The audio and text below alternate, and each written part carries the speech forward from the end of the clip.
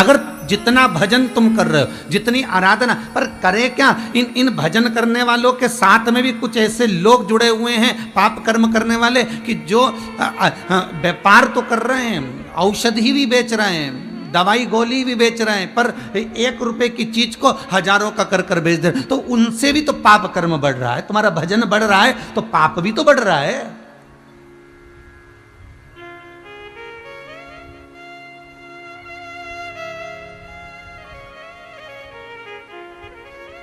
अरे भाई, मान लो तुमने पुण्य की कमाई 10,000 रुपये महीना करी। पुण्य की कमाई किसको कहते हैं? जैसे तुमने थोड़ा सा दान करा, कुछ पुण्य कमा लिया। तुमने भगवत नाम लिया, थोड़ा सा पुण्य कमा लिया। तुमने मंदिर में दर्शन करा, थोड़ा सा पुण्य कमा लिया। जैसे तुम किसी जगह सर्विस करते हो, सर्विस में तुम्हें 10,000 रुपये महीना मिलता है। अब 10,000 रुपये महीना तुम्हें सर्विस में मिला, और सर्विस में मिलने के बाद 10,000 रुपये महीना तो मिला, पर उल्टा तुम्हारे ऊपर कर्जा बढ़ कैसे रहा है? क्योंकि 10,000 रुपये महीना सर्विस में कमा रहे हो, 3,000 रुपये मकान का किराया दे रहे हो, गैस की टंकी लेके आ रहे हो 850 की, 1,000 रुपये उसमें चले गए, 4,000 रुपये निकल गए, 2,000 रुपये बच्चे की पढ़ाई में चले गए, 6,000 हो गए। बचा कुचा था तो लाइट का, भोजन का, आदि का सब निकला, मालूम पड़े 10,000 रुपये महीना तुम्हारे यूं ही समाप्त हो गया, और ऊपर से दूसरे से कर्जा मांग के लाए और कर्जा बढ़ के चले गए। उसी तरह हमने पुण्य की कमाई तो करी, ऐसा नहीं है कि हमने पुण्य की कमाई नहीं करी। हमने दान भी करा, भगवत भजन भी करा, नाम जाप भी करा, हमने यज्ञ की भी करा, हमने अनुष्ठान भी करा, सब कुछ करा। हमने दुनिया का सारा काम करा, तो हमने पुण्य तो कमाया, पर हमने हमारा पाप नहीं देखा कि पाप क्या करा। हमने किसी के अपशब्द बोल दिया, हमारा पुण्य समाप्त हो गया। हमने किसी को गाली दे दी, हमारा पुण्य समाप्त हो गया। हमने किसी को अपशब्द कह दिया, हमारा पुण्य समाप्त हो गया। एक कहना और एक ग्रहण करना, दोनों में अंतर है, दोनों में अंतर है। मोहल्ले में किसी एक व्यक्ति का अगर पेट दुखता है और उससे जितने लोग मिलने आते हैं ना, सब डॉक्टर बन जाते हैं। हिंग दी कि नहीं दी? अजवाइन का पानी दो। दूसरा गया, ये नाभि के यहां से थोड़ा सा हो रहा है तो थोड़ा सरसों का तेल लगा दो, फिर वो गया मिल गया। चौथा, एक काम करो, थोड़ा सा मीठा सोडा पानी में घोलकर पिला दो, फिर वो गया। पांचवा गया, एक काम करो, थोड़ा सा नींबू निचोड़ लो, उसको पिला दो, ठीक हो, फिर वो गया। इसके एक काम करो, पुदीना की गोली दे दो, वो चले गया। फिर दूसरा आया, बीमार एक पड़ा है, डॉक्टर पूरा मोहल्ला है।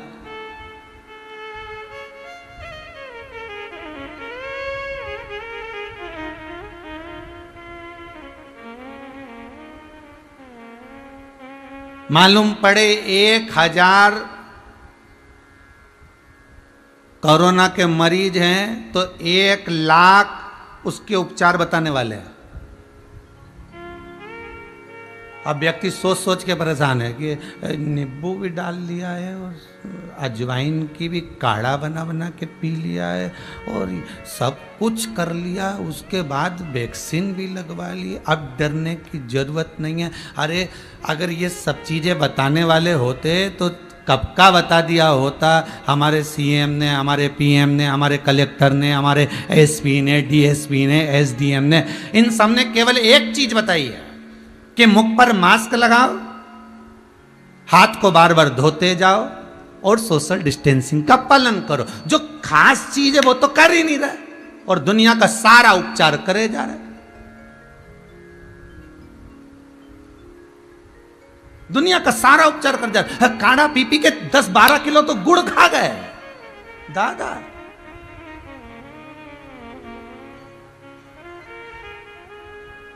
अब काढ़ा भी विचार कर रहे हैं कि तो असर कैसे करूं बताओ। रोज चाय की जगह गुड़ पिए जा रहे हैं, घोल घोल के, रात हुई नहीं, लाओ जरा काढ़ा लाओ। कई कईयों का तो वो चाय छूट के काढ़ा कई शौक लग गया, तो लाओ काढ़ा लाओ जरा। काढ़ा भी सोच रहा हूं असर करूं कि नहीं करूं, विचार में पड़ा हुआ है, क्या करा जाए।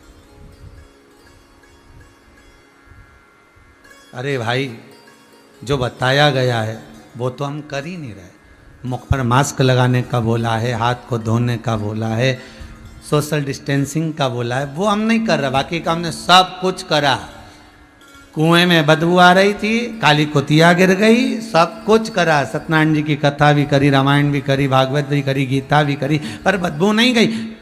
तो बस एक काम नहीं करा, उसमें से कुतिया नहीं निकाली। कुतिया निकाल देते तो बदबू चली जाती। बस एक ही काम कर लो, मुंह पर मास्क लगा लो, हाथ को बार बार धोते रहो, थोड़ा दूरी बनाकर चल दो, तो जरूरत ही नहीं पड़ेगी बाकी कोई चीज की। तुम्हारी क्यों जाओ इधर।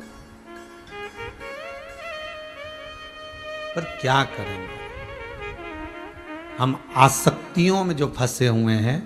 हम घर में, फिर वही वाली बात आ गई, दुनिया में माता पिता की सीख, माता पिता की नसीहत भले दुनिया को अच्छी लगे ना लगे, पर माता पिता की वसीयत दुनिया को अच्छी लगती है। उस बात को हमें समझना है।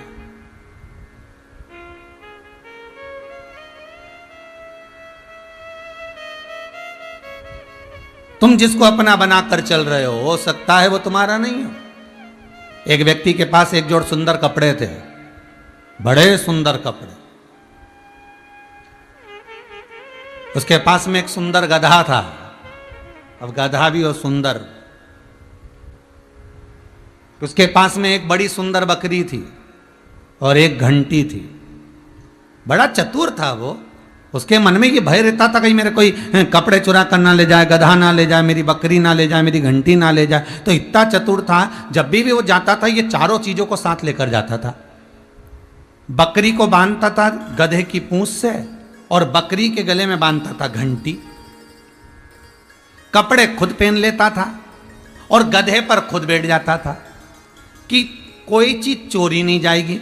बकरी पीछे चल रही है, घंटी बज रही है, तो घंटी भी है, बकरी भी है। गधे पर खुद बैठा है तो गधा भी चोरी नहीं जाएगा। और कपड़े मैंने पहने हैं तो कोई मेरे कपड़े नहीं चुरा सकता। इतने में 4 चोरों ने विचार करा कि ये सेठ जी के पास गधा अच्छा है, कपड़े अच्छे हैं, बकरी अच्छी है, घंटी अच्छी है, पर कुछ भी करो अपनी चोरी को भी धिक्कार है अगर इसकी 4 चीजें ना चुराई जाए तो।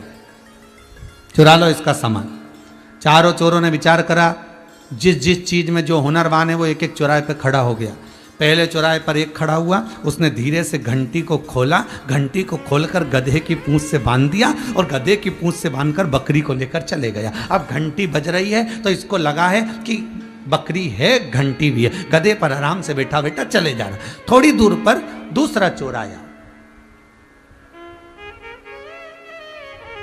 और दूसरा चोर आया और दूसरे चोर ने बकरी को खोला, वो घंटी को खोला और घंटी धीरे धीरे धीरे धीरे बजाते बजाते चले गया। अब इसको लगा कि घंटी की आवाज क्यों बंद हो गई। इसने पलट के देखा तो बकरी भी गायब, घंटी भी गायब। एकदम नीचे आया, उतरा नीचे, तीसरा चोर बैठा था। क्या हो गया? मेरा कोई बकरी और घंटी ले गया। अब भी हाल मैंने जाते हुए देखा। अच्छा भैया तू मेरा गधा पकड़ना, में अब भी आया। और तीसरा चोर गधा लेकर चला गया। अब चौथा चोर थोड़ी दूर जाकर कुएं की पाल पर बैठा हुआ था। कुएं के पानी को देखकर रो रहा था। इसने जाकर पूछा, भैया तुम क्यों रो रहे हो? उसने कहा, मेरी हीरे की तिजोरी कुएं में गिर गई है, जो ला कर देगा आधे हीरे उसको दे दूंगा। इसने सोचा अगर हीरे मिल गए तो बकरी भी आ जाएगी, घंटी भी आ जाएगी और गधा भी आ जाएगा। इसने कपड़े उतारे और कपड़े उतार कर दिया, ये कपड़े संभाल, मैं अब भी हाल तेरी हीरे की तिजोरी लेकर आता हूं। और कुएं में कूद गया। जैसे कूद कर बाहर आया कपड़े भी गायब हो गए। अब ना बकरी बची, ना घंटी बची, ना गधा बचा, ना कपड़े बचे। इसने डंडा उठाया, चारों तरफ घुमाना चालू कर दिया। वहीं से एक संत निकल कर जा रहे थे। उन संत ने पूछा, भैया क्या हो गया, हुआ क्या, तुम ये डंडा क्यों घुमा रहे हो? उसने कहा, मेरी बकरी, मेरा घंटी, गधा, कपड़े सब चले गए। अब ये शरीर बचा है, कहीं ये चला ना जाए, इसलिए इस डंडे को घुमा रहा हूं। संत कहते हैं, अरे ओ बावले, इस शरीर को भी नहीं बचा पाएगा, ये शरीर भी यहीं छूट कर रह जाएगा, आत्मा निकल कर चली जाएगी। ये संपूर्ण वस्तुएं, सामग्री जो हम जोड़े हैं, ये धीरे धीरे कर कर एक ना एक दिन छूट जाती, छूट जाती।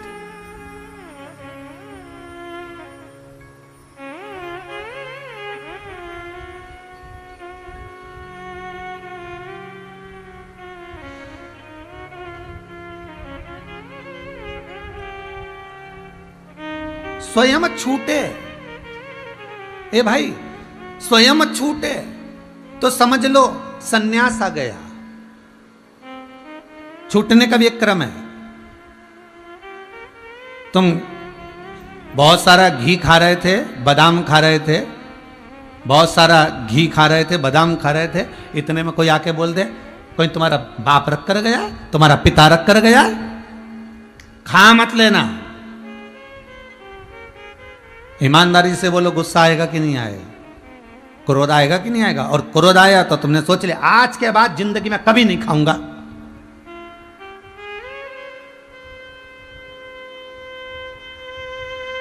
संकल्प ले लिया अब नहीं खाऊंगा,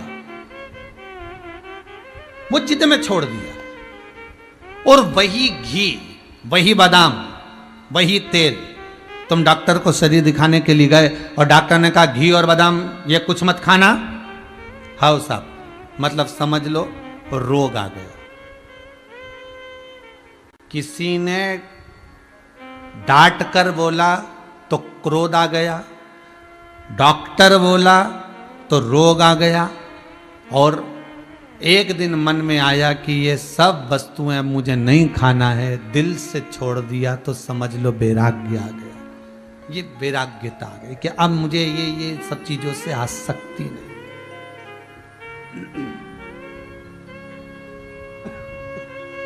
अब मुझे इन चीजों में आसक्ति का भाव नहीं, अब मुझे ये श्रेष्ठ नहीं लग रही।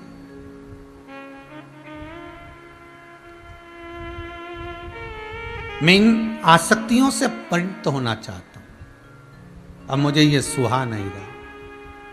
महाराज, शिव महापुराण की कथा में भगवान शंकर जब माता दाक्षायणी को लेकर भगवान कुंभज ऋषि के आश्रम में जाते हैं और कुंभज बाबा के सम्मुख में पहुंचकर जब कुंभज बाबा ने दाक्षायणी को और शिव को प्रणाम किया है तो शंकर के भीतर तो कोई अहंकार था ही नहीं,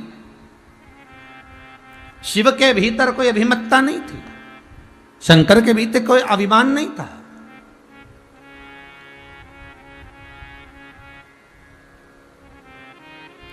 पर प्रणाम करने से अभिमान जो आया है वो दाक्षायणी को आया है, अभिमान जो आया वो सती को आया। और सती वो दाक्षायणी मन में ये विचार कर गई कि ये कुंभज बाबा, ये अगस्त ऋषि जो मुझे कथा सुनाने के लिए आए हुए हैं, जो कथा सुनाने के लिए बैठने वाले हैं, ये मुझे प्रणाम कर रहे हैं, मुझे आदर दे रहे हैं, मुझे सम्मान कर रहे हैं, मुझे सत्कार कर रहे हैं। किसी के भीतर ये अगर नाम ले भी दिया हो, मालूम पड़े बीच बीच में हम बार बार राजघरिया परिवार का वर्णन करते हैं, बोल देते हैं, तो ये भीतर ये ना सोचें कि अभिमत्ता का अभाव आया, नहीं नहीं। हमने पहले दिन की कथा में कहा था राजघरिया परिवार तो केवल एक निमित्त है, कथा करवाने वाला तो मेरा शंभू, मेरा भोलेनाथ है। और आप जितने लोग आस्था चैनल के माध्यम से कथा श्रवण कर रहे हो, मोबाइल पर कथा सुन रहे हो, फेसबुक यूट्यूब से कथा श्रवण कर रहे हो, आप केवल आप नहीं हो, आपके भीतर स्वयं शिव, स्वयं शंकर, स्वयं त्रिकालदर्शी, मेरा भूतेश्वर, मेरा कुबेरेश्वर, मेरा ओघड़दानी बैठकर कथा कर रसस्वादन ग्रहण कर रहा।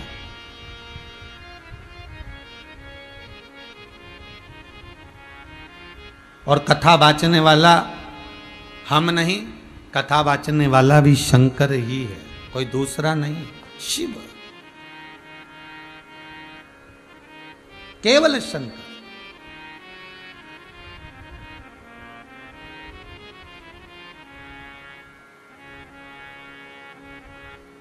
और वो शिव ओघड़ी है, वो शंकर दयालु दातान। आज यहां सती के मन में जो अभिमत्ता का एक भाव प्रकट हुआ है, अहंकार का एक भाव प्रकट हुआ है, वो अहंकार इस बात का था कि मुझे आदर मिला है, मेरा सम्मान हुआ है, मेरे आगे हाथ जोड़ा गया है, मेरे आगे आज सम्मान किया गया है।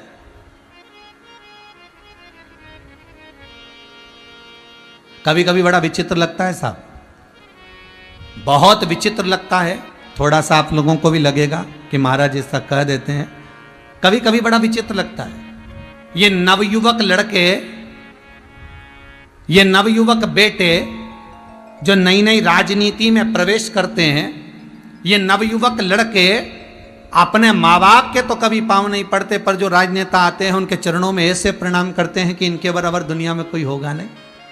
ये उसी में का हाल है जैसे एक मोटरसाइकिल से, एक बुलेट से एक बेटा जा रहा था और बाप ने, पिता ने आवाज लगाई, ए बेटा इधर आओ। बेटे ने बुलेट बंद करी, आया, हाँ पापा जा जरा एक गिलास पानी ला कर दे। बेटा अंदर दौड़ कर गया, मम्मी पापा में रत्ती भर की अकल नहीं है, बता मैंने गाड़ी चालू कर ली थी, मैं जा रहा था और पापा मुझे बुला कर कहते एक गिलास पानी ला कर दो। मम्मी पापा को पानी दे दो। माँ गई, पिताजी को, अपने पति को पानी दिया। पिताजी ने पूछ लिया, तुम्हारे राजकुमार कहाँ जा रहा है इतनी जल्दी?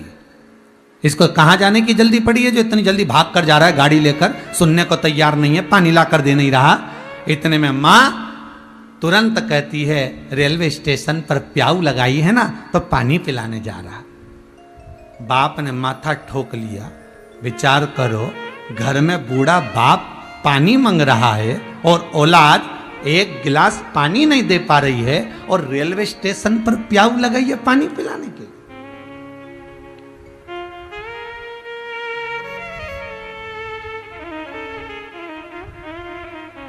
शास्त्र कह रहा है थोड़ा घर में भी तो झुको, थोड़ा माता पिता का आदर घर में भी तो करो।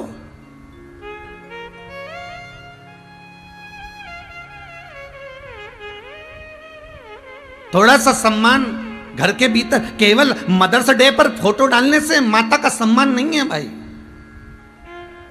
थोड़ा मीठी वाणी, थोड़ी प्रेम की वाणी, थोड़ी आदर की वाणी, थोड़ी श्रेष्ठता की वाणी।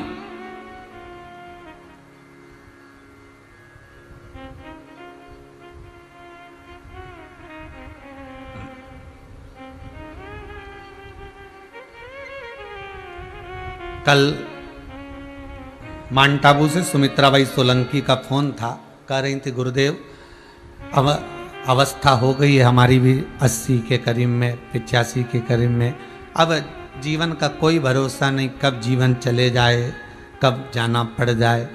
इन हाथों से सत्कर्म होता रहे। हमने उनसे एक ही बात कही, इतनी जल्दी मरने का क्या सोचना, अभी तो ये सोचना है कि हमें राम कैसे मिलेगा, अभी तो ये सोचना है कि हमें कृष्ण कैसे मिलेगा, अभी तो हमें ये सोचना है कि हमें शंकर कैसे मिलेगा, अभी हमें ये सोचना है कि हमें भगवान का दर्शन कैसे होगा।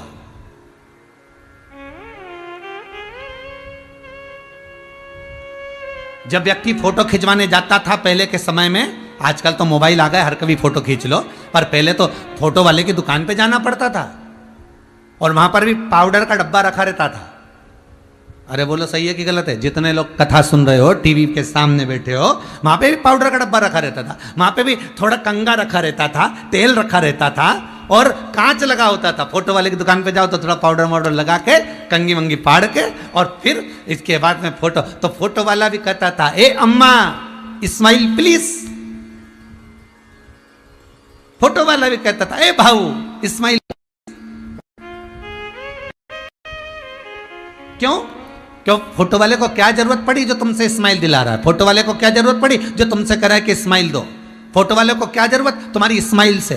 फोटो वाले को मालूम है अगर मैं स्माइल का बोलूंगा और ये स्माइल देगा, मैं जब बटन दबाऊंगा और बटन दबते से इसने स्माइल दे दी तो इसका फोटो अच्छा आ जाएगा। और मालूम पड़े फोटो वाले ने कहा अम्मा स्माइल प्लीज, और तुम धापो की बाई की तरह सिर पे पल्लू डाल के एकदम आंखें निकाल कर गुस्से में, क्रोध में बैठ जा, और बटन दबी और फोटो खिंच गया, और फोटो खिंच गया तो फोटो अच्छा नहीं आया, तो इसमें फोटो वाले की गलती है कि तुम्हारी है? बोलो जरा जम के। जितने बैठे हो टीवी के सामने, सोफे पे बैठे हो, पलंग पे बैठे हो, कुर्सी पर बैठे हो, जहां बैठे हो, बोलो रे, इसमें फोटो वाले की गलती है क्या? फोटो वाले की कोई गलती नहीं। फोटो वाला तो कैमरा लेकर तैयार बैठा है, बटन दबेगी फोटो खींचा जाएगा। उसने कहा स्माइल प्लीज। बस उसी तरह प्राण छूटने से पहले, हमने सुमित्राबाई जी को कहा प्राण छूटने से पहले थोड़ा सा श्रृंगार कर लो। श्रृंगार मतलब भगवान की भक्ति में डूब जाओ, भगवान के भजन में डूब जाओ, भगवान के स्मरण में डूब जाओ।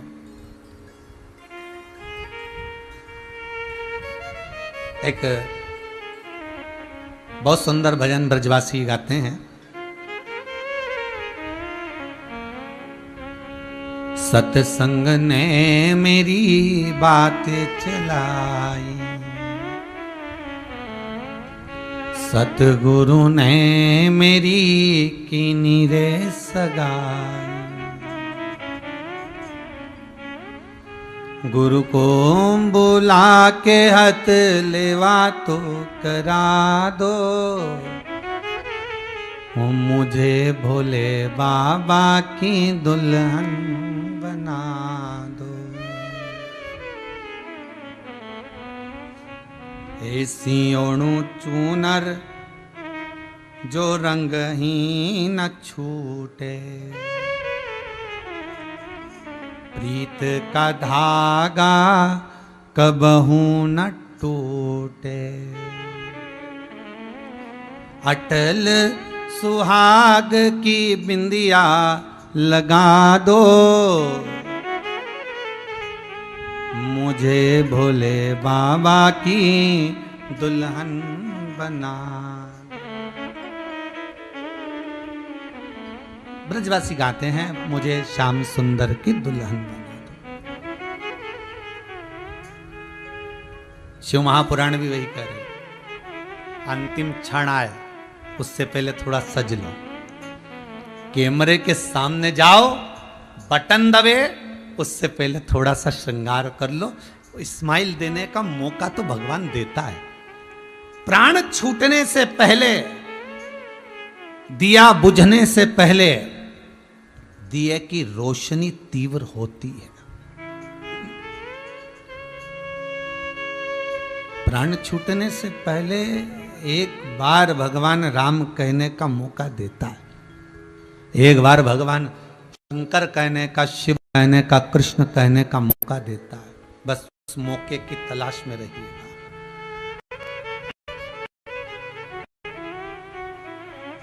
गरुड़ पुराण कहती है, जब किसी के प्राण छूटते हैं तो हजारों बिच्छू डंक मारे, इतनी तकलीफ होती है, इतना कष्ट होता है। उस कष्ट के समय पर भी एक मौका मेरा भगवान देता है कि तेरे मुख से अभी भी राम कह ले, कृष्ण कह ले, शिव कह ले। अभी भी कह ले।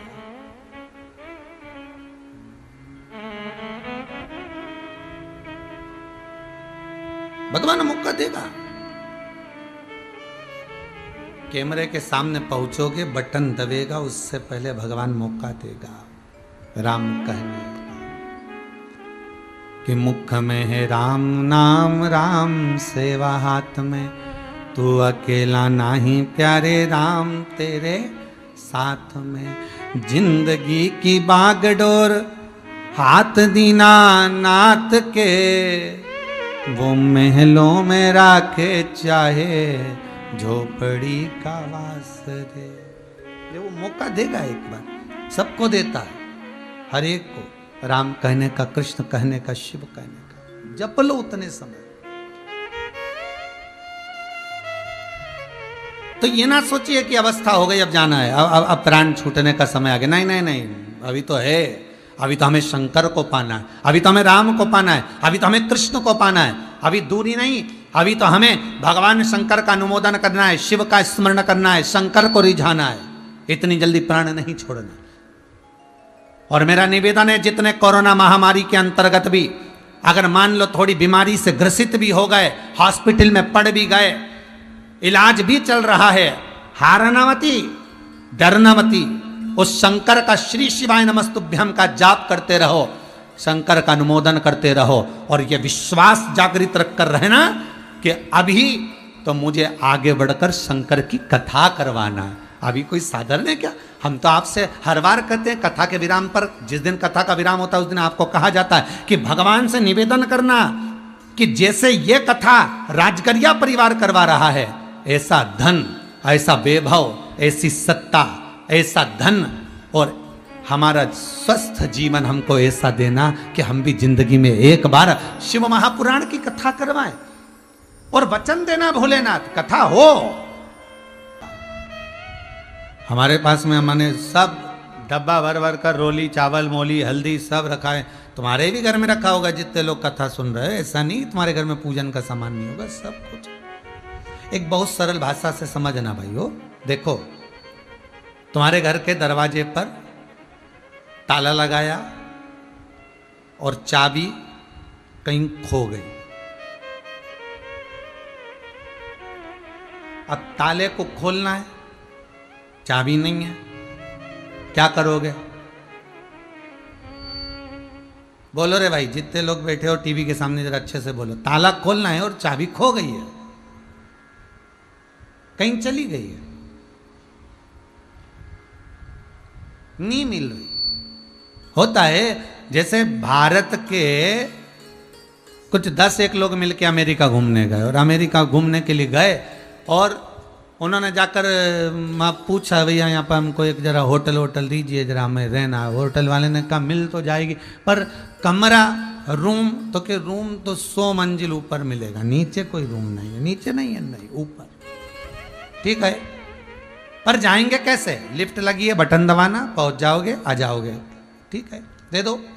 अब उससे जाना आना चालू कर दिया उन्होंने। 2-4 दिन वहाँ रहे तो जाना आना चालू। एक दिन घूम कर आए थे, वापस आए तो लाइट नहीं थी तो उन्हें मैनेजर से पूछा ऊपर कैसे जाएंगे। मैनेजर बोला सीढ़ियाँ लगी है, चढ़ जाओ, इन सीढ़ियों से ऊपर चढ़ो। अब वो सीढ़ियों से कैसे चढ़े भैया? नीचे का कोई रूम दे दो अभी हाल थोड़े दिन के लिए, जब लाइट आ जाएगी हम चल जाएंगे थोड़ी देर बाद। नहीं, आपने अपने रूम में जाओ ऊपर, सीढ़ियाँ से चढ़ो। अब सीढ़ियों से चढ़े कैसे सब? अब 10 ने विचार करा, एक काम करो, अपनी अपनी दुख भरी कथा के हो, अपन तो हैं, अपनी अपनी कथा कहना, अभी पहुंच जाए।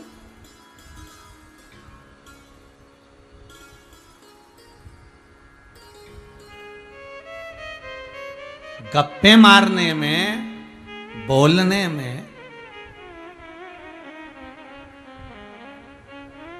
अपन पीछे हैं क्या?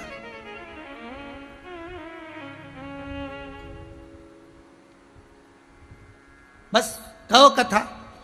एक ने अपनी दुख भरी कथा कही, चढ़ते चढ़ते 10 मंजिल ऊपर, दूसरे ने कही 20 मंजिल ऊपर, तीसरे ने कही 30 मंजिल ऊपर, 8वें ने कही 80 मंजिल ऊपर, 9वें ने कही 90 मंजिल ऊपर, 10वें वाले से कहा तेरा नंबर है, तू कथा के अपनी दुख भरी। उसने कहा मैं अपनी दुख भरी कथा कहूंगा तो तुम सब रो पड़ोगे। नहीं, कहना तो पड़ेगा, 10 मंजिल ही तो और बची है, 90 पर तो पहुंच गए। उसने कहा मेरी दुख भरी कथा केवल इतनी है कि कमरे की चाबी नीचे सोफे पे रह गई है। सब ने जूता हेड़ा और जो मारने पिले कि 90 मंजिल ऊपर आ गए, तुझे वो तब कमरे की चाबी याद आ रही? पहले क्यों नहीं बोला? उसने कहा नंबर आए तब तो बोल। बस यही हमारा जीवन है। हम सोचते हैं उन्नति की सीढ़ी पर चढ़ जाए और कमा लो, गाड़ी बंगला जमीन जायदाद दौलत सत्ता सब कुछ इकट्ठा करा।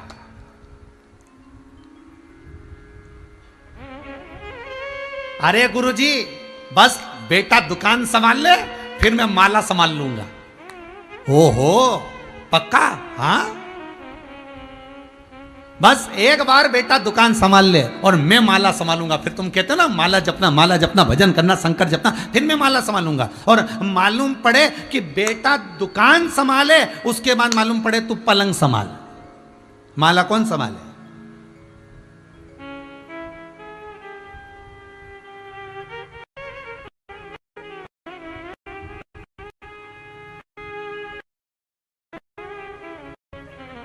इतने ऊपर पहुंच गए, उनकी सीढ़ी पर चढ़ते चले गए, इतने ऊपर पहुंच गए। अरे अपने आप में इतने बड़े बड़े सूरमा बनते थे और यह कोरोना महामारी ने सब दिखा दिया, कितना तुम्हारा रिसर्च हो रहा है, कितना तुम्हारे क्या क्या चल रहा है, सब दिखा दिया कि ढोल में कितना बड़ा पोल है।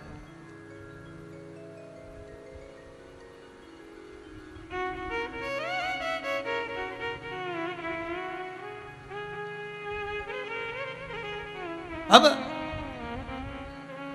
इतने ऊपर चढ़ गए, इतनी उन्नति पर चढ़ गए और मालूम पड़े चाबी। चाबी कौन सी? वो शिव महापुराण की चाबी, वो भगवान की भक्ति की चाबी, स्मरण की चाबी, नाम जाप की चाबी, नाम स्मरण की चाबी।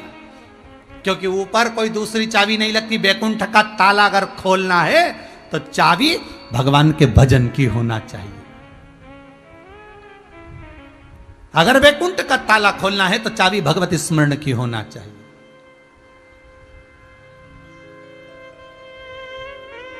और वो चाबी जब लगेगी तभी खुलेगा। भाव तो ऊपर चढ़ भी गए ना तो चाबी तो नीचे ही है।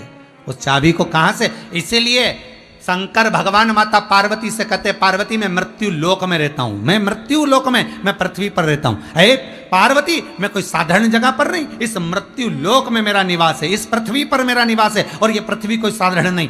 अगर दुनिया के लोगों के लिए सबसे मूल अगर वैकुंठ में जाने की चाबी है तो ये मृत्यु लोक पर ही मिल सकती है, ये पृथ्वी पर ही मिल सकती है। इस पृथ्वी के सिवाय ये चाबी कहीं नहीं मिल सकती। यहाँ आयो, मनुष्य की योनि पाओ, मानव का शरीर पाओ और भगवत नाम स्मरण करो, शंकर का अनुमोदन करो, शिव महापुराण की कथा को श्रवण करो और शंकर के नाम की, श्री शिवाय नमस्तुभ्यम की, ओम नमः शिवाय की, शंकर के नाम की एक चाबी तुम्हारे पास में होगी तो वैकुंठ का रास्ता भी तुम्हारे लिए खुल जाएगा। जाओ अंदर।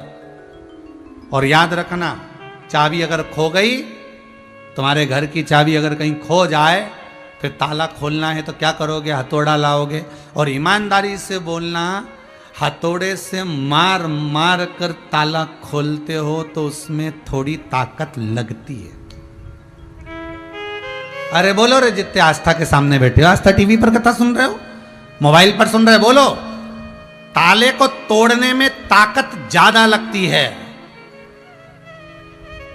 और चाबी 1 मिनट में अंदर गई, उस ताले के दिल तक पहुंची और चाबी थोड़ी सी घूमी और ताले को खोल देती। चाबी का गुण देखिए कितना है। हथौड़े को मेहनत करना पड़ रही है उस ताले को खोलने में, आरी को मेहनत करना पड़ रही है उस ताले को खोलने में, पत्थर को मेहनत करना पड़ रही है उस ताले को खोलने में। और चाबी मात्र अंदर गई, उसके दिल तक पहुंची, ताले के हृदय तक। चाबी हृदय तक पहुंची और जो घूमी और वो ताला खुल गया। बस यही शिव महापुराण की कथा है।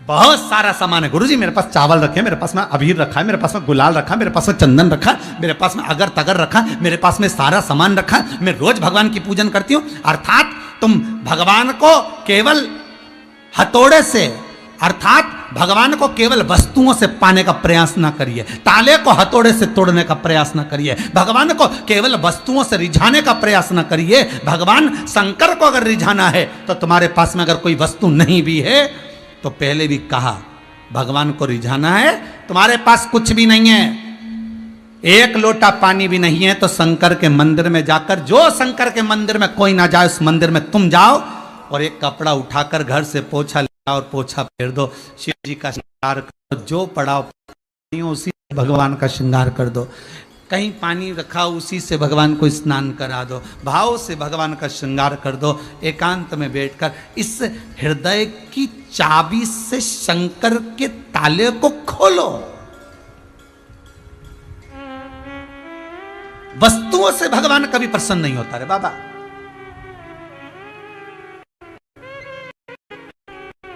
अरे वस्तुओं से कहां प्रसन्न होगा? हमने कई बार है ना, उसके मरने के 30 दिन उसकी राख समेटने के लिए जाते हैं शमशान में। जब राख समेटने के लिए जाते हैं तो साथ में उसको जो जो चीज पसंद होती है ना वो सब सामान लेके जाते, समोसा, पोया, और समोसा भी उसी दुकान का लेके जाते हैं जिस दुकान का काका जी खाते थे, वही का समोसा, पोहा, जलेबी, और बिस्कुट भी वही लेके जाते हैं जो बिस्कुट काका जी खाते थे, पार्ले जी वाला नहीं, 2020 वही बिस्कुट ले जाते जो बिस्कुट काका जी खाते। काका जी को जो जो पसंद आता था सब ले गए और बाद में ऐसी 3 पाए की डंडे पे एक मटकी रखकर छेद कर कर रख कर वहाँ पर कंडा जलाकर धूप छोड़कर सारा पोहा जलेबी समोसा सब रखा। रखते से ही सब चल दिए। छोटे से बच्चे ने अपने पिताजी का हाथ खींच कर बोला, पापा देखो दादाजी आ गए। पीछे पलट कर देखा तो कुत्ता सब कुछ खा रहा था। निवेदन है, बाद में जीवों में अपने पूर्वजों को देख रहे हो, बाद में पूर्वजों को अपने इन जीवों में ढूंढ रहे हो, उससे अच्छा है जब लोग जिंदा हैं उनका आदर करो। जो माता पिता जीवित हैं उनका सम्मान करो, उनका सत्कार करो, उनका आदर करो, उनको प्रणाम करो, नमन करो।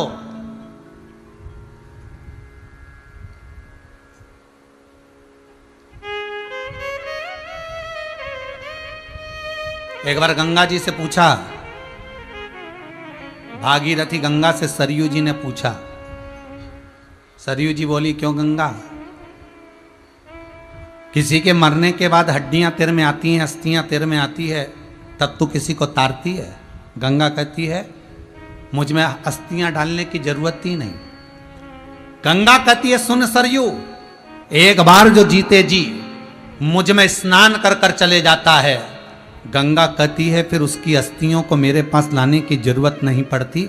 गंगा कहती है जैसे ही उसके प्राण छूटते हैं वैसे ही गंगा कहती है मैं खुद उसी के पास चली जाती हूं, मेरे पास आने की जरूरत नहीं। जीते जी गंगा का स्नान करिए, मरने के बाद अस्थियां भेजने से मतलब नहीं है।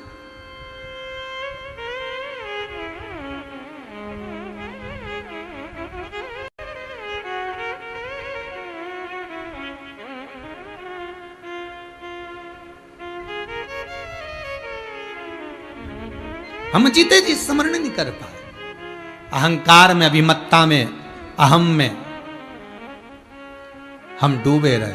और वो अहंकार, वो अभिमत्ता, वो अहम हमारा इतना था कि हम भगवत भजन में डूब ना पाए। हम वस्तुओं में भगवान को ढूंढ रहे हैं, हम वस्तुओं से भगवान को रिझा रहे हैं। और भगवान तो भाव का भूखा था। विदुर जी के घर में गए और विदुरायन ने एक बढ़िया जोरदार पलंग बनवाया था। उस पलंग में नई नई निवाड़ रस्सी बंधवाई थी। और भगवान जैसे पहुंचे, विदुर जी तो थे नहीं, विदुरायन घर पर थी। सुध भूल गई विदुरायन। और भगवान ने आवाज लगाया, काका, ओ काका जी।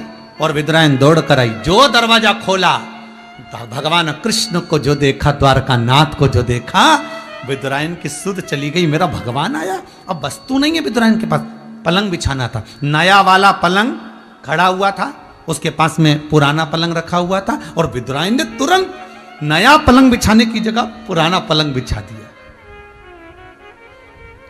और पुराना पलंग बिछाकर विदुरायन बोली, प्रभु बैठिए। भगवान ने कहा इस पे? विदुरायन बोली, नया है। भगवान ने कहा नया ऐसा है तो पुराना कैसा होगा? पुराने पलंग की जो रस्सियां थी, निवाड़ थी, उसको 10-12 जगह से 14 जगह से ऊंदरा ने, चूहे ने कतर दिया था। रस्सियां नीचे लटक रही थी और भगवान से कह रही बैठो, नया है। भगवान मन में सोचे नया ऐसा है तो पुराना कैसा होगा? अरे बैठो। भगवान के इस पे, विदुरायन के नया है, तुम्हारे लिए तो बनवाया, बैठ जाओ। शुद्ध नहीं है। और भगवान बैठ गए। बेटे का रस्सी पर नहीं बैठे, आसपास में जो लकड़ी की पाटी थी उस पाटी पर भगवान बैठ गए। तो विदुरायन बोली, थोड़ा अंदर खसक के बैठो, रेशम की रस्सी लगवाइए। भगवान जैसे ही अंदर खस के, भगवान के वजन के कारण जो 14 जगह से चूहे ने रस्सी काटी थी सब टूट गई और भगवान अंदर फंस गए। भगवान के पांव उधर, भगवान इधर, बीच में लटके द्वारका नाथ। विदुरायन ने पूछ लिया, कैसा लग रहा है? भगवान बोले, ऐसा लग रहा है कि 100 किलो की कपास पे बैठा। विदुरायन बोली, अच्छा लग रहा है ना, अब मैं तुम्हारे लिए कुछ खाने का लाती हूँ, कुछ पाने के लिए लाती हूँ। और भगवान बोले, रहने दे, क्योंकि भगवान को लगा कि बिठाया ऐसा है तो खिलाएगी क्या, कहीं भाटा वाटा नहीं उठा के लिया है, इसका क्या भरोसा। तो भगवान कह रहे नहीं नहीं, मैं तो खाने का लाऊंगी। अंदर गई और केले उठा के लाई 2 दर्जन और कहती जा रही है,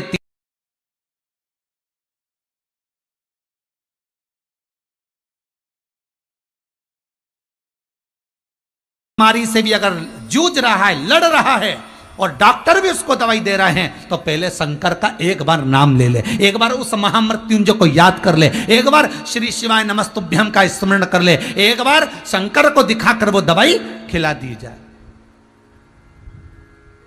ये भाव समझो कि हम शंकर का अमृत तत्व दे रहे हैं, हम शिव का भाग प्रसाद दे रहे हैं।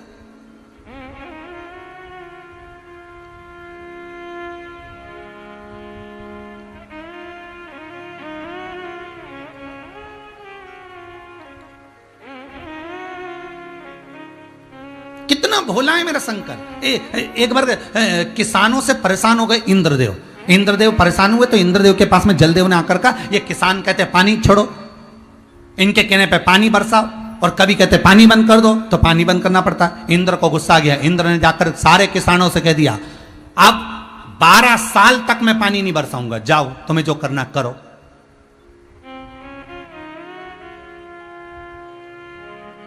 इंद्र को क्रोध आया और इंद्र ने कहते 12 साल तक मैं पानी नहीं बरसाऊंगा।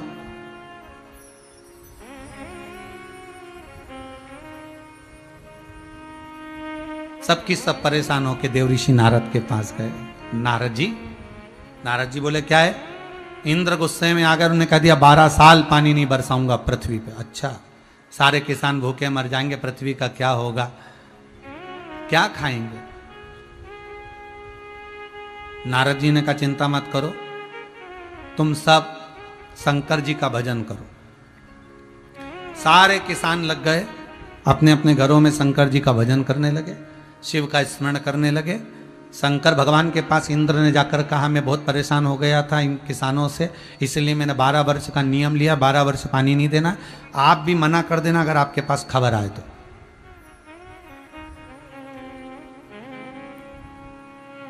शंकर जी का भजन करा, शंकर जी प्रकट हुए। शंकर जी ने पूछा बोलो रे किसान क्या बात है? किसान बोले 12 साल तक इंद्र पानी नहीं देंगे, कुछ करो। भगवान शंकर बोले एक बार इंद्र के पास जाकर विनती करो, हो सकता है मान जा। इंद्र के पास वापिस पहुंचे तो इंद्र से कहा आप मान जाइए, इंद्र से क्षमा मांगी तो इंद्र ने कहा मैं क्षमा तो कर दूंगा, मानता हूं, अगर शंकर जी अपना डमरू बजा देंगे तो मैं पानी गिरा दूंगा।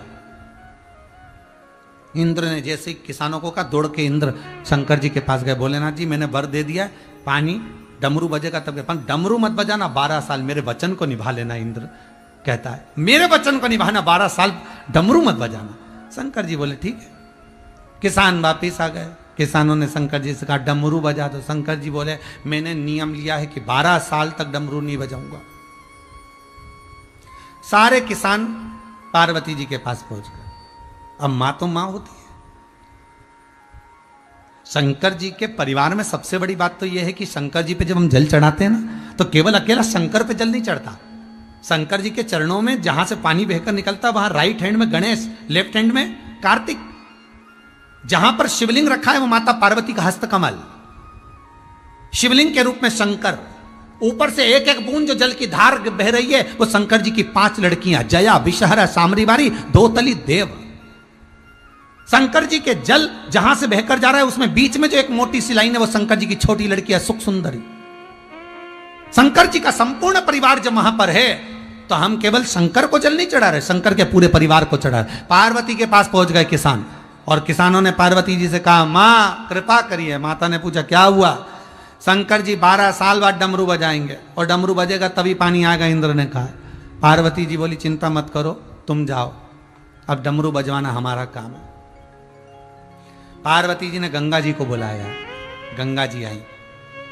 पार्वती जी बोली गंगा, मैंने सुना है कि 2-4 साल तक व्यक्ति जो काम नहीं करता उसको भूल जाता है, फिर कभी जिंदगी भर नहीं कर पाता। एक बार मेरे को याद है गंगा, जब भगवान शंकर नटराज बनकर आए थे ना मेरी शादी के पहले मुझे रिझाने के लिए, नटराज अवतार भगवान ने धारण करा था, तब शंकर जी इतना अच्छा डमरू बजाते थे, इतना बढ़िया डमरू बजाते थे, और शंकर जी को डमरू आज भी बहुत अच्छा बजाना आता है।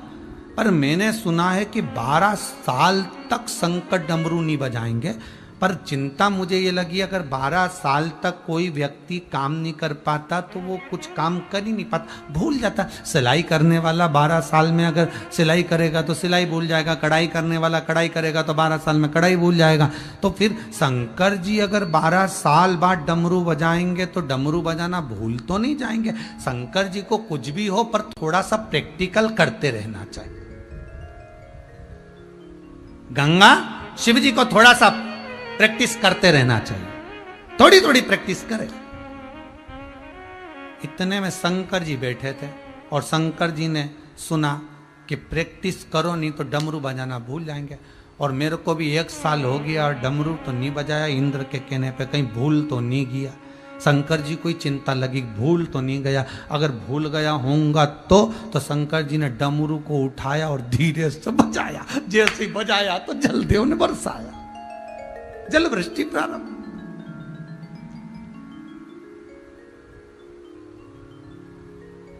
और जल वृष्टि हुई, डमरू बजते। बस वही तुम्हारे भीतर हो। परमात्मा को पाने की ललकता वस्तुओं में नहीं हो सकती। आप दिल से भगवान शिव को रिझाओ, वो डमरू बजाने को तैयार बैठा है, वो डमरू का नाद करने को तैयार बैठा है।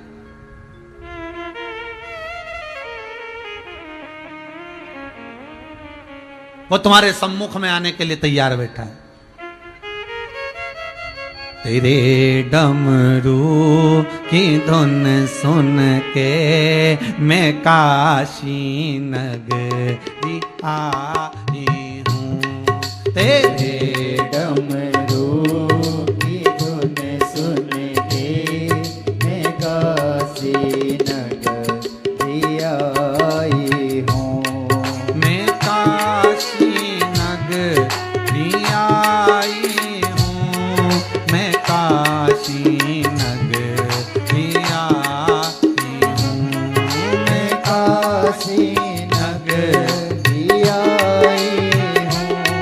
मैं काशी नगरी आई हूँ। मेरे भोले ओ बम भोले, मैं काशी नगरी आई हूँ। मेरे भोले ओ हम भोले, मैं काशी नगरी आई हूँ। मैं काशी नगरी आई हूँ। मैं काशी नगरी आई हूँ। मैं काशी नगरी आई हूँ। मैं काशी नगरी आई हूँ। मेरे भोले ओ बम भोले, मैं काशी नगरी आई हूँ। मेरे भोले ओ हम भोले, मैं काशी नगरी आई हूँ। जय हो।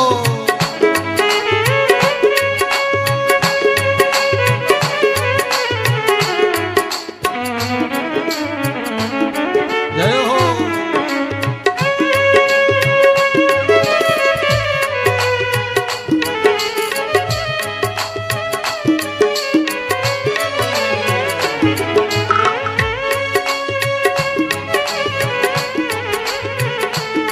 आओ भोले।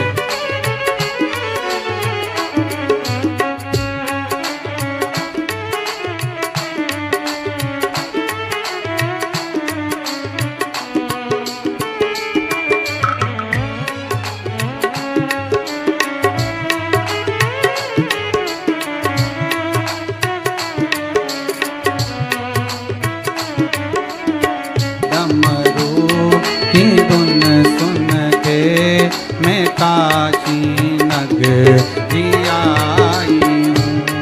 तेरे डमरू की धुन सुन के मैं काशी नगरी आई हूँ।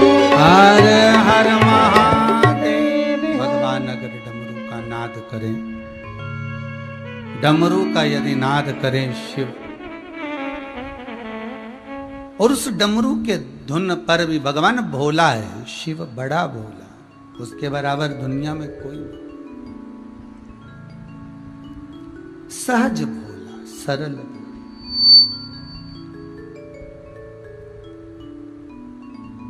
शिव कथा कह रही है, थोड़ा सा अहंकार छोड़ दोगे तो भगवान को मिलने में सहजता होगी।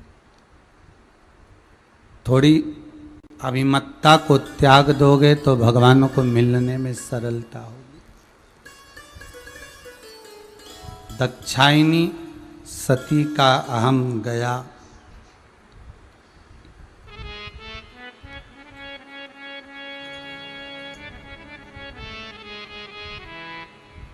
जिसके दरवाजे का अहंकार था दक्ष प्रजापति के अहंकार। दक्षायनी को अहंकार किस बात का था कि मैं दक्ष की बेटी हूं, मैं दक्ष की पुत्री हूं।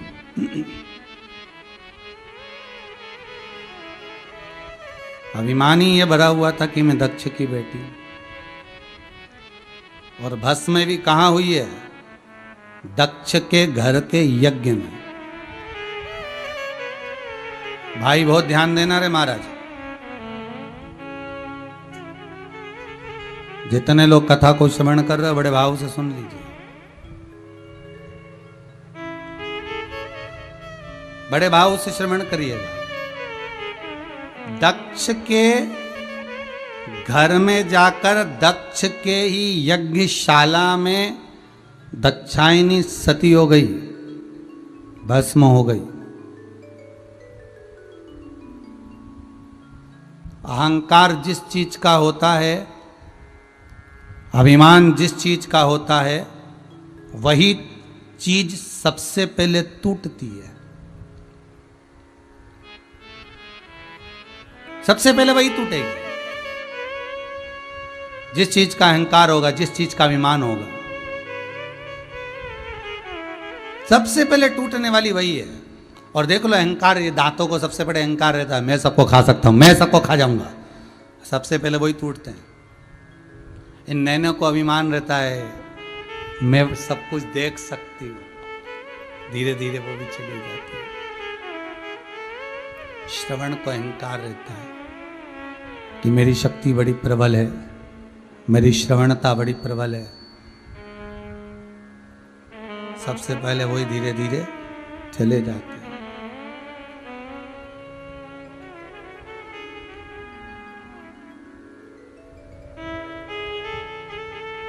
जिस जिस चीज का अभिमान आपके भीतर है, वो सारा अभिमान की वस्तुएं सबसे पहले छूटती है। दक्षायनी दक्ष के यज्ञ में जाकर समाप्त हो गई। शिव को क्रोध आया।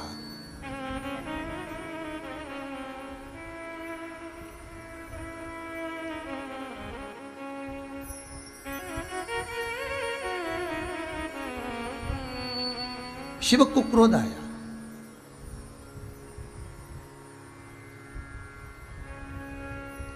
और बहुत क्रोध आया। कुछ चीजें बहुत कठिन होती हैं, कुछ चीजें बहुत कठिन होती है। पहले नंबर पर चींटी को चश्मा लगाना सबसे कठिन काम है। दूसरे नंबर पर हाथी को गोद में बिठाना, अरे बोलो जम के सही गलत है, बहुत कठिन काम। चींटी को चश्मा लगाना कठिन है, हाथी को गोद में बिठाना कठिन है, और पति को पत्नी को समझाना कठिन है। ये दुनिया की सबसे कठिन चीज है।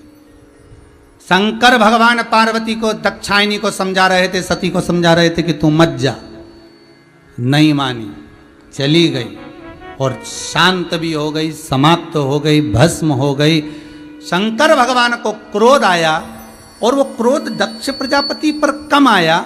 अगर क्रोध आया तो सती पर ज्यादा आया कि सती अगर तुझे प्राण त्यागना ही थे, मान लो तुझे प्राण छोड़ना ही थे, तो तू कहीं और प्राण छोड़ती, पर तू जो यज्ञ हो रहा था उस यज्ञ के कुंड में कूदकर तूने प्राणों को त्यागा।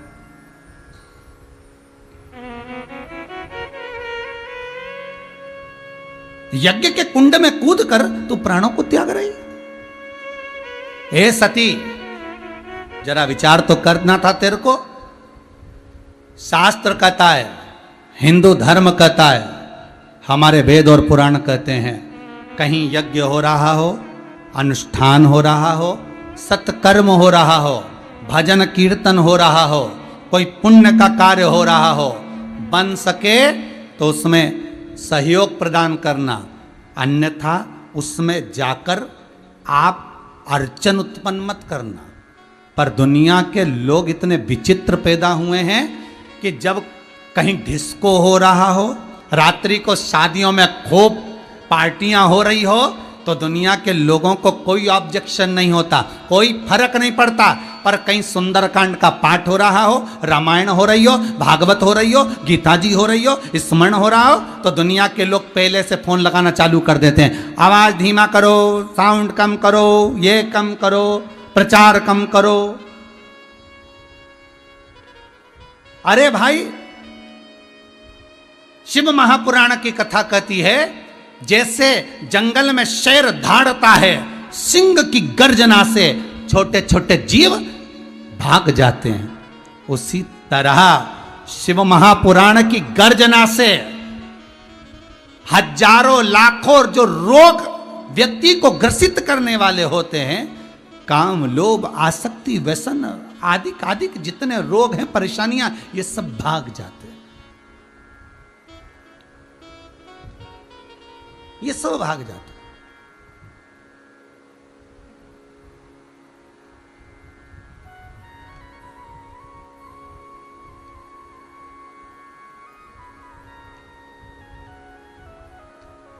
कि ले भोले का नाम तुझको शिव मिलेगा। भगवान शंकर का नाम मात्र स्मरण करने पर, नाम स्मरण करने पर जीव का सुख एक आनंदित हो जाता है। आपको पहले भी कथा में कहा था कि बैसाख के महीने में बेले का फल, काय का फल? बेले का फल, उस फल को शंकर को चढ़ाकर उसका गुर्दा रख लीजिए, या बन सके तो बैसाख के महीने में बेले के फल को जलाकर उसकी भस्म तैयार कर कर शंकर पर चढ़ाकर उसको उठाकर रख लीजिए। वो दुनिया की सबसे बड़ी औषधि, वो दुनिया की सबसे बड़ी औषधि है। बैसाख के महीने में एक बेल का फल अगर आपको कहीं मिल जाए तो उस बेल के फल को सुखाओ, सुखाकर उसको पीस लो, और पीस कर या उसको जलाकर उसकी भस्म तैयार कर कर शंकर पर चढ़ा दो। चढ़ाने के बाद उसको उठा लो, उतार कर एक डिब्बी में भर के रख लो। कभी जीवन में ऐसा लगे कि बहुत भारी रोग आ रहा है, ऐसा लग रहा है कि शरीर में, उदर में, पेट में कोई ज़्यादा तकलीफें बढ़ रही, एक चुटकी वो भस्म बस शंकर का नाम लेकर धारण कर लीजिए, आपको आनंद की अनुभूति हो जाएगी, कोई औषधि लेने की जरूरत नहीं पड़ेगी। शिव का स्मरण मात्र सुख का देने वाला।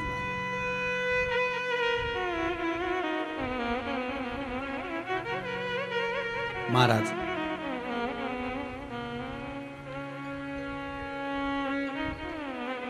शिव महापुराण की कथा कर रही,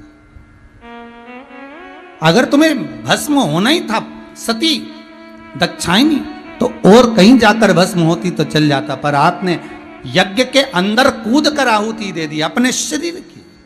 ये ठीक नहीं, ये श्रेष्ठ नहीं है। कभी भी सत्कर्म की जगह पर अच्छे काम कहीं हो रहे हो, कहीं भगवत स्मरण हो रहा हो, भगवत भजन हो रहा हो, नाम जाप हो रहा हो, नाम कीर्तन हो रहा हो, ऐसी जगह पर जाकर कभी अर्चन उत्पन्न मत करना, कभी ना करिए। और प्रयास करिए कि अच्छा भजन कीर्तन नाम जाप होता रहे। प्रयास ये करिए कि अच्छे काम होते रहे।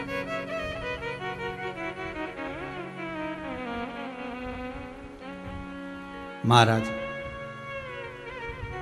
सती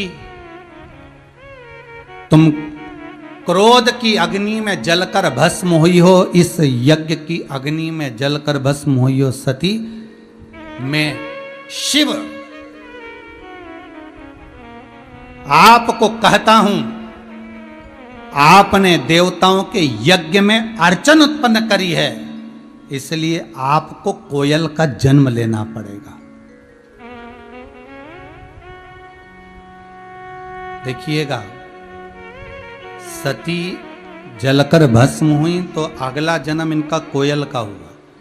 कोयल बनकर सती जब 2 आषाढ़ पड़ेंगे, और 2 आषाढ़ जब पड़ेंगे, उन 2 आषाढ़ में जब तुम मेरी आराधना करोगी, 2 आषाढ़ मतलब 2 अधिक मास आषाढ़ के पड़ेंगे, उसमें तुम जब मेरी आराधना करोगी, तब इस कोयल की योनि से मुक्त होकर, उसको हमारे यहाँ हिंदू धर्म में कोकिला अधिक मास कहते हैं। जब 2 आषाढ़ पढ़ते हैं तो कोकिला अधिक मास कहलाता है, 2 आषाढ़ पढ़ने का। तब तुम मेरा स्मरण कर कर, हे सती, मेरा स्मरण कर कर हिमालय राज के घर में पार्वती बनकर फिर तुम्हारा जन्म, फिर तुम्हारा प्रागट्य होगा, फिर तुम जन्म।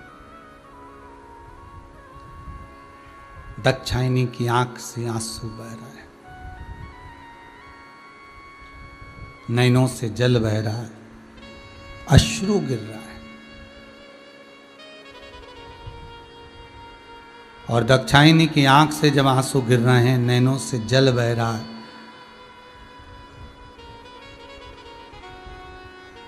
कि मैं कोयल बनूं,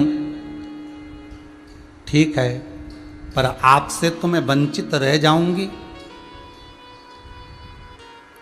आपसे तो मैं दूर रह जाऊंगी, और आपसे अगर मैं दूर रह गई तो मेरा फिर कोई जन्म हो मुझे मतलब ही ना। शिव जी ने कहा,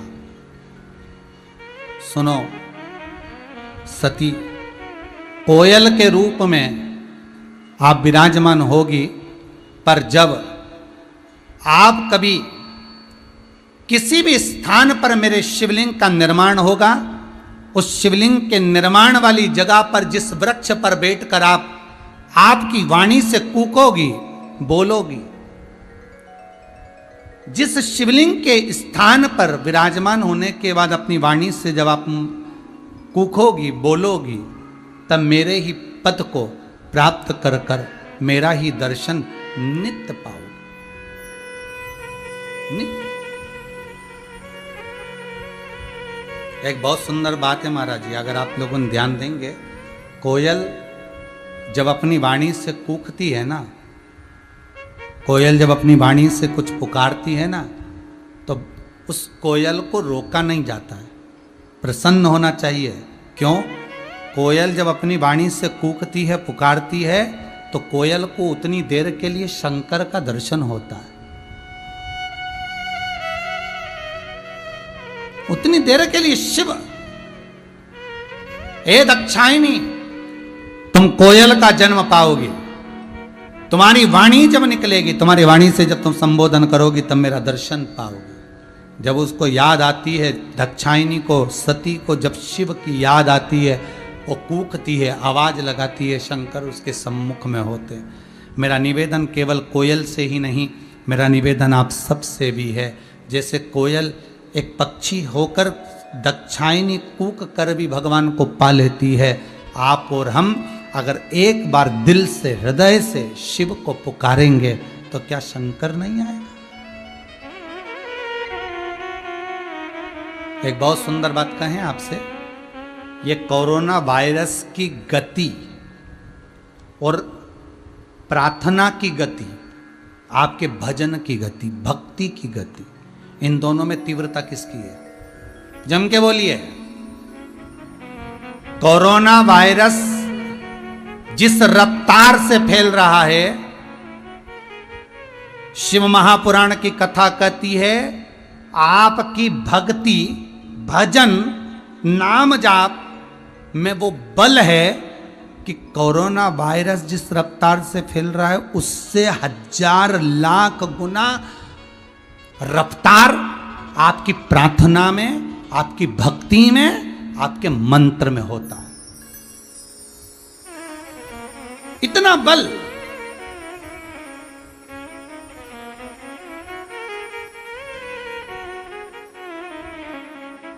आप दिल से पुकारो, मत बोलो। आप मुख से अगर कोई शब्द नहीं निकाल सकते मत निकालो, दिल से बैठकर भी आप शंकर जी का अनुमोदन करोगे। कोई बीमार भी है उसके लिए प्रार्थना करोगे। कहते हैं कोरोना वायरस दुनिया का दुख जिस रफ्तार से चलता है उससे 1000 लाख गुना ज्यादा तेज रफ्तार से हमारे दिल की प्रार्थना चलती,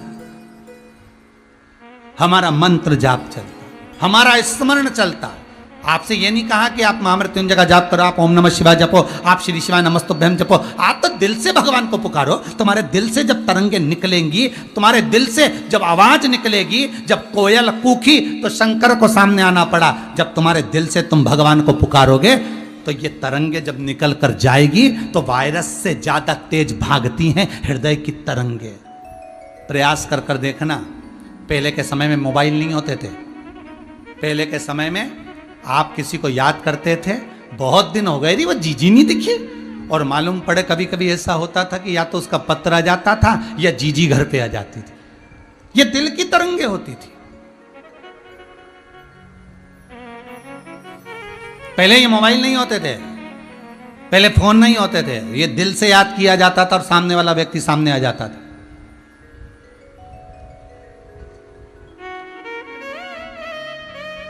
बस उसको पुकारा और वो सम्मुख में आ गया। केवल कोयल के लिए नहीं, हम सबके लिए शंकर जी की यह कथा प्रमाण दे रही है कि आप दिल से पुकारो।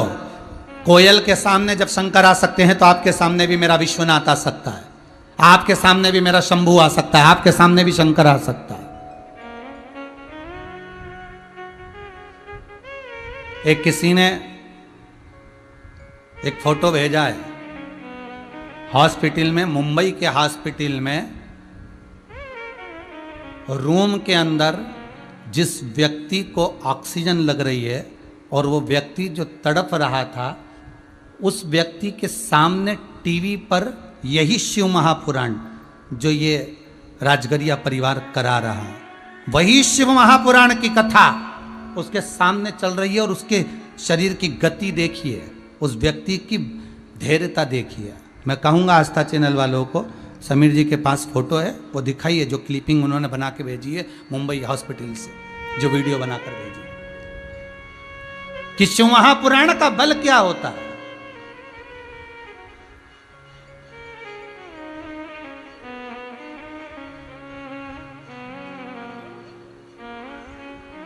शिव महापुराण की भक्ति का बल क्या होता है। हमारी भीतर की तरंगे, हमारे भीतर का नाम जाप, हमारे भीतर का स्मरण।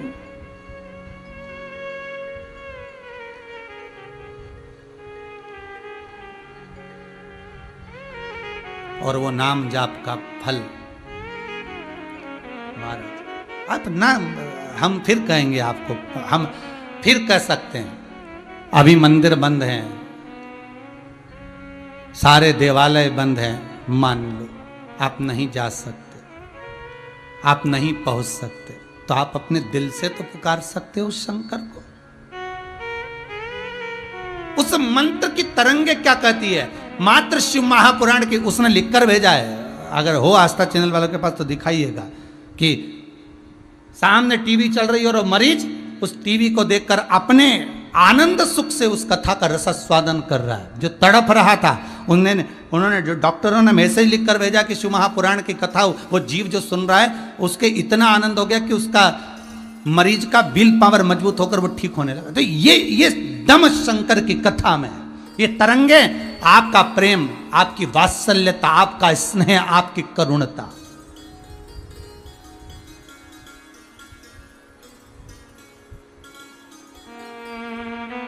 वायरस से ज्यादा तीव्र है आपकी प्रार्थना, वायरस से ज्यादा तीव्र है आपकी भक्ति, वायरस से ज्यादा तीव्र है आपका भजन, वायरस से ज्यादा तीव्र है आपका स्मरण।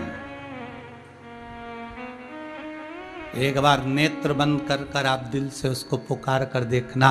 कोयल तो कूकती है तब शंकर सामने आते हैं, आप तो दिल से उसको पुकार कर देखिए, वो सामने खड़ा मिलेगा। उसको पुकारो।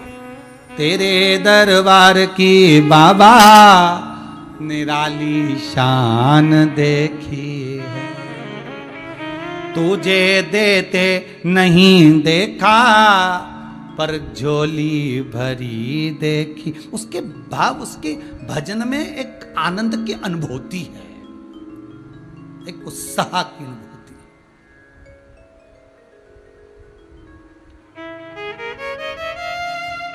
कैसे मिलेंगे शिव? शंकर समय आया, मैनावती के गर्भ से पार्वती मैया का प्राकट्य हुआ। कौन है ये मैना? मैना, धन्या, कला, ये 3 पितरों की बेटियां हैं।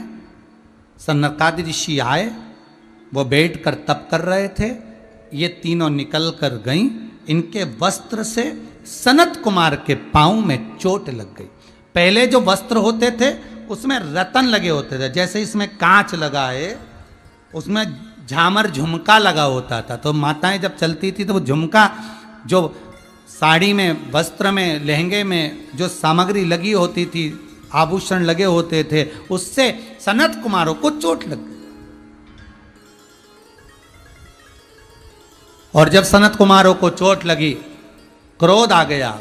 सनत कुमार ने उसी समय क्रोध में आकर श्राप दे दिया, ए पितरों की बेटियां, मैना, धन्या, कला, तुम पितरों की बेटियां होकर तुमने संतों का अपमान करा है, हम तुम्हें श्राप देते हैं, पितृलोक को छोड़कर तुम मृत्यु लोक में जाओगे। दुनिया का सबसे सुंदर अगर कोई लोक होता है तो वो पितृलोक होता है। जहां पर पितृलोक सुंदर क्यों माना गया है? वहां पर जो पितृ रहते हैं, शास्त्र कहता है जितनी देर तक संसार के लोग, मृत्यु लोक के लोग शिव महापुराण की कथा को, भगवान की भक्ति को श्रवण करते हैं, शंकर की कथा को सुनते हैं, उतनी देर तक बैकुंठ अधिपति नारायण बैकुंठ छोड़कर पितृलोक में आपके पितरों के कंधे पर हाथ रखकर शिव महापुराण की कथा सुनते हैं। हमको रोज नारायण का दर्शन नहीं होता, हमको रोज भगवान का दर्शन नहीं होता, पर पितरों को प्रतिदिन प्रतिदिन। और देखिए आस्था चैनल के माध्यम से कितने लोग कथा सुन रहे हो, फेसबुक यूट्यूब के माध्यम से कितने लोग कथा सुन रहे हो।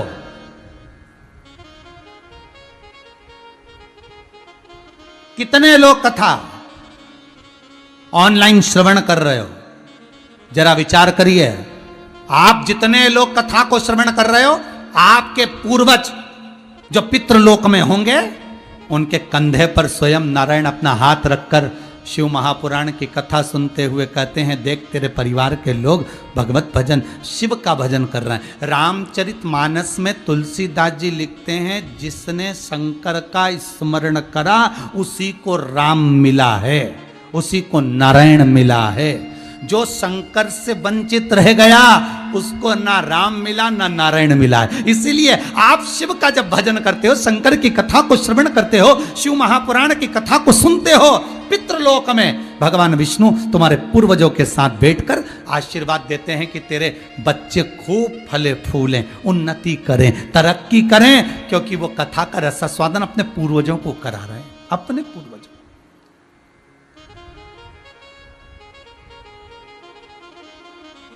गया वो परख गया, नहीं परख आया तो हो जाए, समय की बात है। ये तो एक व्यक्ति को चमकदार पत्थर मिल गया, उसने चमकदार पत्थर को उठाया, उसने सोचा कितना जोरदार चमकदार पत्थर है, इस पत्थर को रख लेता हूँ। रखा तो मन में सोचा क्या करूंगा, मेरे पास में गधा है ना, उसके गले में डाल दूंगा। बेचारे गधे को आज तक मैंने कुछ भी गिफ्ट नहीं दिया, तो गधे को भी प्रसन्नता होगी कि मुझे मेरे सेठ जी ने गिफ्ट दिया। अब कुमार ने वो जो पत्थर था चमकदार, वो गधे के गले में डाल दिया। अब गधे के गले में इतना जोरदार चमके वो पत्थर, एक व्यक्ति वहां से आ रहा था। अब वो व्यक्ति जो आ रहा था वो हीरे जेवरात का जोहरी था, उसने वो पत्थर को पहचान लिया। पत्थर को पहचाना तो उसको बोला, इधर आ। कुम्हार आया, हाँ बोलो साहब, क्या है तेरे गधे के गले में? एक चमकदार पत्थर है साहब। उसने हाथ लगाकर देखा, ये तो कोहिनूर हीरा है, पर यह कुम्हार को नहीं मालूम कि ये हीरा है। अगर इसको मालूम होता तो ये गधे के गले में नहीं डालता। इसने कहा एक काम करो, ये हीरा हमको दे दो। इसने कहा ये पत्थर हमको दे दो। कुम्हार ने कहा काय को दे? बड़ी मुश्किल से तो गधे के गले में डाला, आ ही नहीं रहा था, पत्थर में छेद करा तब जाके गधे के गले में। और तुम कह रहे हमको दे दो, हम तुमको 10,000 रुपये देंगे। उसने सोचा 10,000 रुपये में पत्थर, इससे तो रहने दो साहब, हम तो हमारे गधे के गले में ही अच्छा, कौन खोले फिर तुमको दे, 10,000 तुम्हारे पास रखो। समझ ले अभी भी कह रहा हूं। इसने मन में सोचा, कंजूस तो था ये जोहरी भी, इसने सोचा 10,000 में दे देगा और मिल जाएगा, मैं लाखों करोड़ों में बेच दूंगा। और वो 10,000 में, उसने कहा मैं तो नहीं दे रहा, मेरे गधे के गले में ही अच्छा। ये चला आगे आगे, जोहरी इसके पीछे पीछे चला, कभी तो मन करेगा 10,000 में दे ही देगा, कुमार है, जानता क्या है। आगे गया तो एक और जोहरी मिल गया। उस जोहरी ने देखा हीरा गधे के गले में। इसने कहा ले, मैं तुझको 50 लाख रुपए देता हूं, ये पत्थर मुझे दे दे। उसने 5 मिनट में 50 लाख में वो पत्थर दे दिया। और पीछे आने वाला जोहरी सिर मलता रह गया। उसने वो पत्थर लिया और राजा के यहाँ ले जाकर दे दिया और एक राज्य का पूरा राज्य ले लिया,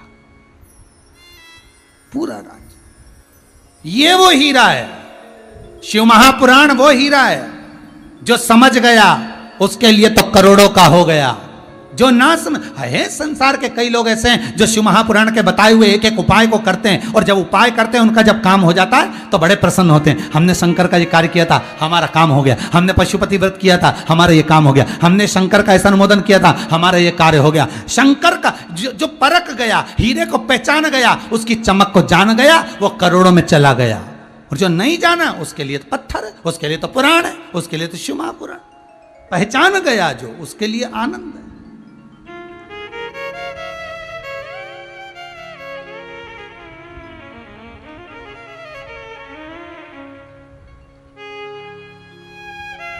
उसको पहचान के नेत्र चाहिए। हीरा को परखइयो राम, कोई नहीं रहे। संसार में हीरे का परखदार कहां होगा? भगवान नाम को पहचानने वाला कौन होगा? स्मरण को कौन पहचानेगा? पितृलोक बड़ा सुंदर लोक है, जहां पर देवता बैठकर भगवान शंकर की कथा सुनते पितरों के साथ। पितृलोक से नीचे उतरने के लिए तैयार नहीं थी देवियां, चरणों में पड़ गई। सनत कुमारों के गुरुदेव क्षमा कर दो, हमसे गलती हो गई, आपका अपमान हो गया। संत साधु सन्यासी तपस्वी साधक उपासक विद्वान ब्राह्मण गौ माता घर की नारी, इनका अपमान नहीं होना चाहिए, इनका अपमान ना हो।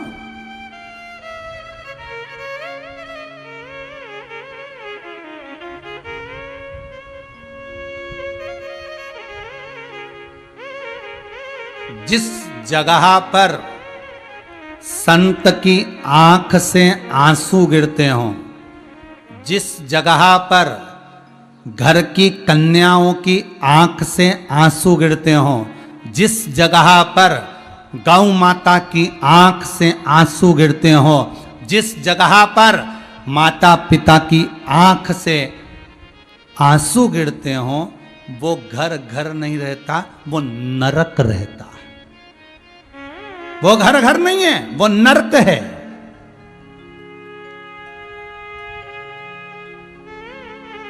साधु सन्यासी ब्राह्मण को रुलाकर आप सोचो कि स्वस्थ रह जाओगे, मेरा घर स्वर्ग हो जाएगा। नहीं नहीं भाई, वो नरक है।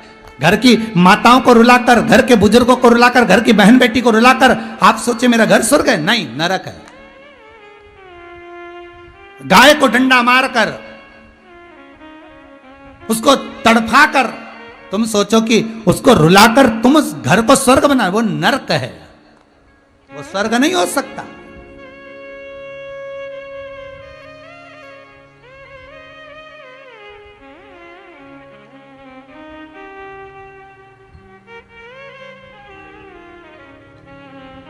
महाराज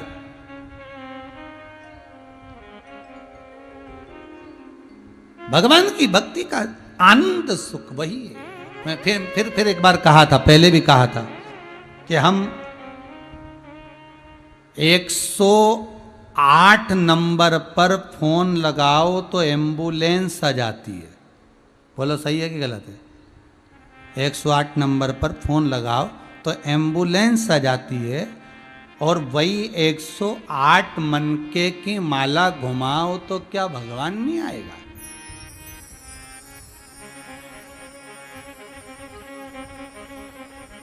क्या शिव नहीं मिलेगा? मैना, धन्या, कला, नीचे जाओ तुम मृत्यु लोक में जन्म लोगी।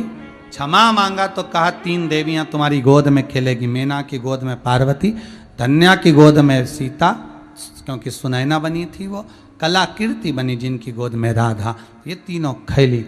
और मैनावती की गोद में पार्वती जी जब आई, आते ही आनंद समाहित हो गया। नारद जी ने कहा इनको जो पति मिलेगा भस्मी रमाने वाला, जटाजूट बांधने वाला, मृगचाला पहनने वाला। पार्वती जी की मां ने कहा कि मैं विवाह नहीं करूंगी, बेटी कुंवारी रख दूंगी। नारद जी ने जाते जाते कह दिया अगर ये शंकर का अनुमोदन करेगी तो शिवपति के रूप में मिलेगा। शंकर का भजन करा। जब बाल्य अवस्था में जो ज्ञान प्राप्त हुआ था, रुक्मणी जी का विवाह भगवान कृष्ण के साथ कितनी बार हुआ? श्रीमद् भागवत कथा में आपने सुना होगा, रुक्मणी जी का विवाह भगवान कृष्ण के साथ में 4 बार हुआ। पहला विवाह रुक्मणी का, जब रुक्मणी की अवस्था 4 साल की कुछ छोटी अवस्था थी, और रुक्मणी ने देवऋषि नारद और अपने पिताजी के मुख से भगवान कृष्ण का चरित्र सुना था। रुक्मणी जी के बुद्धि में बैठ गया, मन में बैठ गया कि मैं भगवान कृष्ण को अपना पति बनाऊंगी। रुक्मणी जी ने पहला विवाह दिल से भगवान के साथ में कर लिया था, मन से, मानसिक विवाह। दूसरा विवाह रुक्मणी जी ने जब पत्र लिखा, 7 श्लोक लिखे, रुक्मणी जी का दूसरा विवाह पत्र के साथ हो गया था, भगवान से बुद्धि का विवाह कर लिया था। तीसरा विवाह रुक्मणी जी को जब भगवान भगा कर ले गए जगदम्बा के मंदिर से, तो राक्षसी विवाह हो गया था। चौथा विवाह रुक्मणी जी जब द्वारका पहुंची और ब्राह्मणों ने वैद रीति से विवाह करवाया, और चौथा विवाह। 4 विवाह रुक्मणी के हैं महाराज।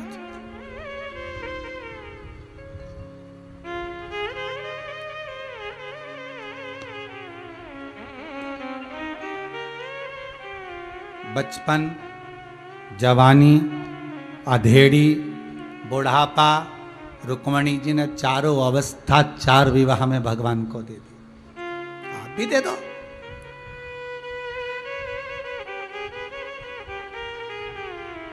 आप भी तो दो।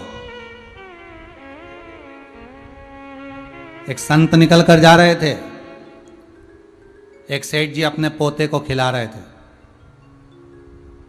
संत जा रहे थे तो सेठ जी ने आवाज लगा कर, ओ महाराज कहां जा रहे हो? बस प्रवचन देने जा रहे। महाराज जी बोले थोड़ा बहुत प्रवचन। सेठ जी बोले हमको दे जाओ। संत बोले हम क्या प्रवचन दें? तुम्हारी गोदी में जो तुम्हारा पोता बैठा है रोज तो प्रवचन देता है, तुमको रोज तो बोलता है बाबा जी बाबा जी, बाबा बाबा, रोज प्रवचन तो देता है कि अब हो गई जिंदगी, बाबा बन जाओ, भजन करो, राम नाम गाओ। सेठ जी को बड़ा बुरा लगा कि ये महाराज तो हमको प्रवचन दे गया। सेठ जी बोले रुको महाराज रुको, हमारा मन खुद करता है कि अब हमारी जिंदगी हो गई, अब हमारा पोता सही कहता है बाबा बन जाए, अब तो भगवान का भजन करें। पर महाराज बात इतनी सी है कि मन 2-4 बार करा बाबा बनने का, पर बेटे के बेटे को गोदी में ले तो वो कहता बाबा जी बाबा जी, और बेटी के बेटे को गोदी में ले तो कहे ना ना ना ना ना ना। अब आफत में हम फंसे कि बाबा बनने का मन बनाओ तो बेटी का बेटा कहता ना ना मत बनना। संत मन में सोचे सेठ जी तो बड़ा अपने आप को ज्ञानी समझता है, बताओ। सेठ जी संत ने तो कहा तुम्हारे पांव पड़ लें तो तुम्हारे बराबर संत नहीं मिले, जाए हम तो हमारे। ये दुनिया है। अगर कोई समझाने का प्रयास करे ना तो बहुत इतनी अक्ल से समझाएंगे, अब बहुत बढ़िया, क्या समझाने बैठेंगे। विद्वत्ता। पार्वती जी जान गई, पार्वती जी गई तप करने, साधना करने, बाल्यावस्था में जो ज्ञान प्राप्त हुआ था, बस अपने बच्चों को जो संस्कार बाल्यावस्था में दिया जाता है वो संस्कार जीवन भर चलता है, जीवन भर चले।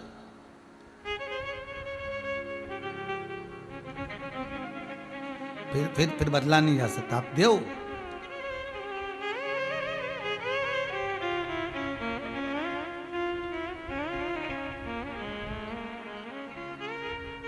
और जो संस्कार बच्चों के मन में आ गया,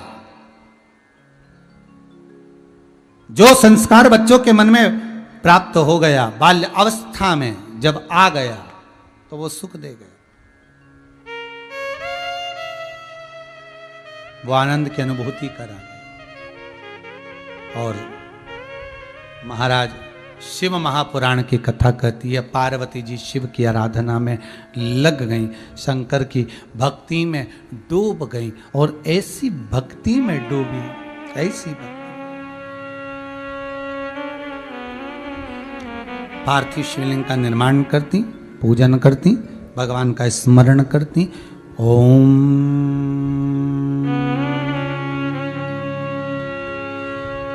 नमः शिवाय, ओम नमः शिवाय स्मरण कर रही हैं। समय आ गया। कई बार भगवान शिव ने जाकर परीक्षा ली। भगवान शंकर तप साधना में लीन थे, कामदेव ने समाधि तोड़ना चाहिए। भगवान शंकर के तीसरने द्वारा कामदेव जलकर भस्म, कामदेव जलकर भस्म, समाधि।